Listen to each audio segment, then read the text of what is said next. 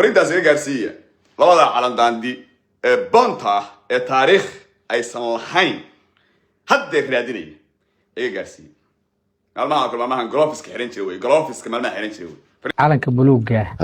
nin jareera sameeyay arku eg halkan wuxuu ahaa markii de cid samaysay ninkii gobernatooraha ka ahaa magaalada Muqdisho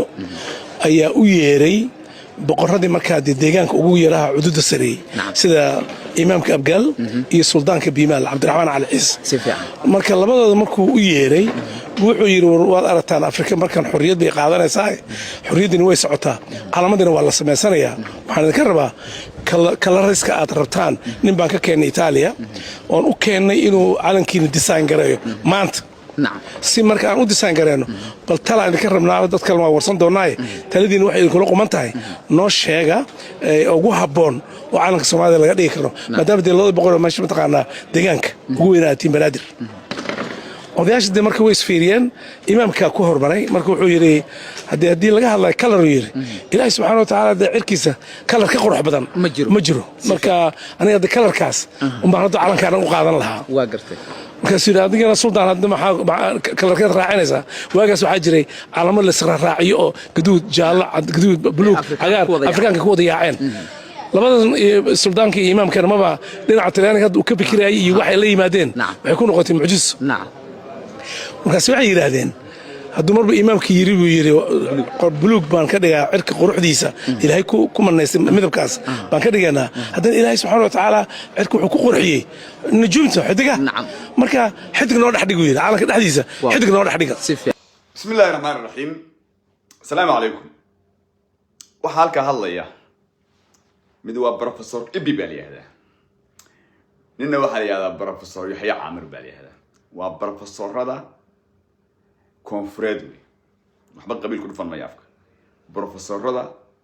حسن الشيخ محمود وي waxay nabarayaan hadda calanka Soomaaliya ee cawaale la yiraahdo maxamed cawaale liibaan sameyntiisa lagu magac daray inuu san calankaasi in cawaale liibaan sameyn bay nabarayaan waxay nabarayaan iimaankii Abgaal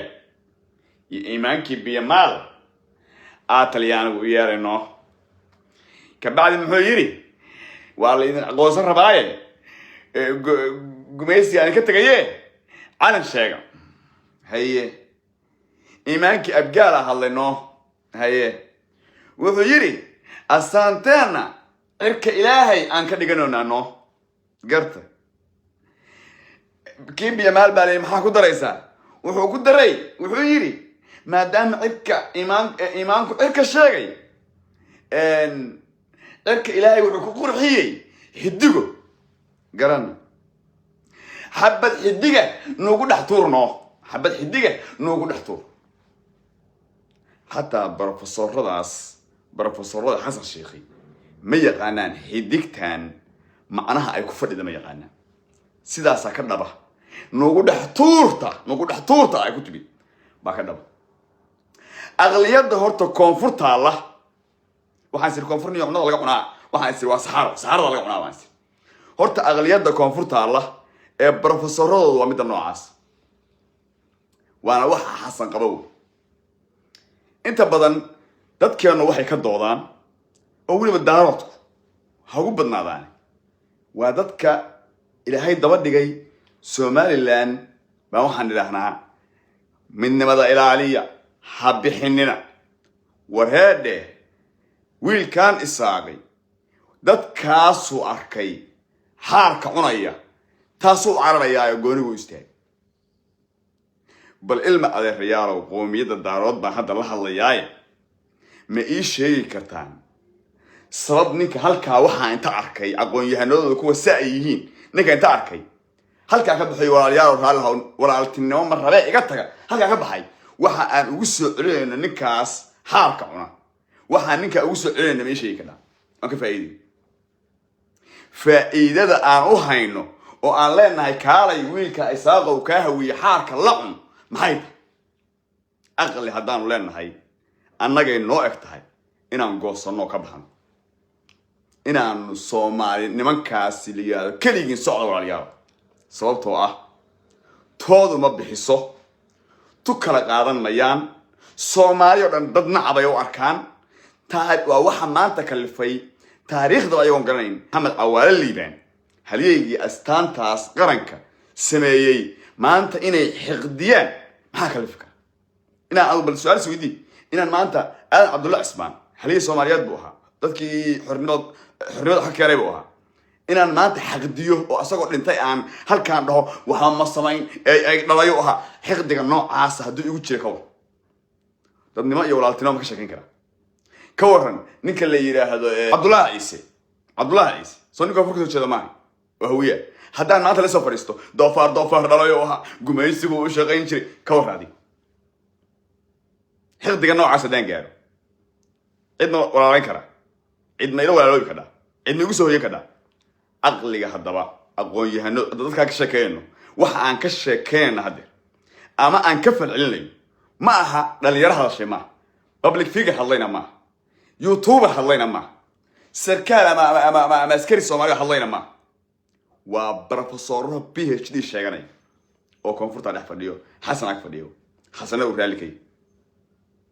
aqliyada noocaas marka inaanu nidaaxana Soomaali baan isku haynaynaa Somaliland ay soo laabto wallahi oo billahi oo tallaahi hadii aqliga iyagu shaqaynayo oo annaga laftigayo xaarka halka laga cuno aan nala ku daaran dadkaas baan taabin lahayn inay baxaan oo goostaan anana waa goosan lahayn sababtoo aqliyada noocaas sameeysta way aan soo laabto barnaamijkii professor Cabdi Ismaaciil Samatar muxuu ka yiri calanka iyo cidii samaysay iyo qaabkii loo sameeyay iyo orinta markii loo direeyay iyo meesha uu publica oo keenay inka yaado Cawaale Liibaan dhageyso watan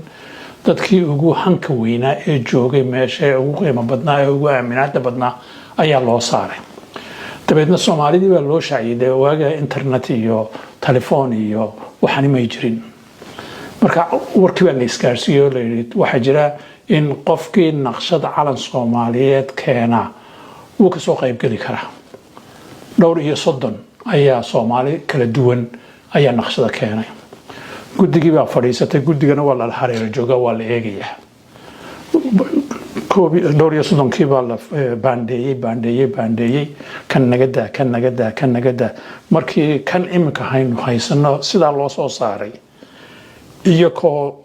way iswada sare joogsadeen guddigii oo dhan baa sare joogsatay markaas waa kan calankii marka ma garanayaan markaasi qofka sameeyay ma garanayaan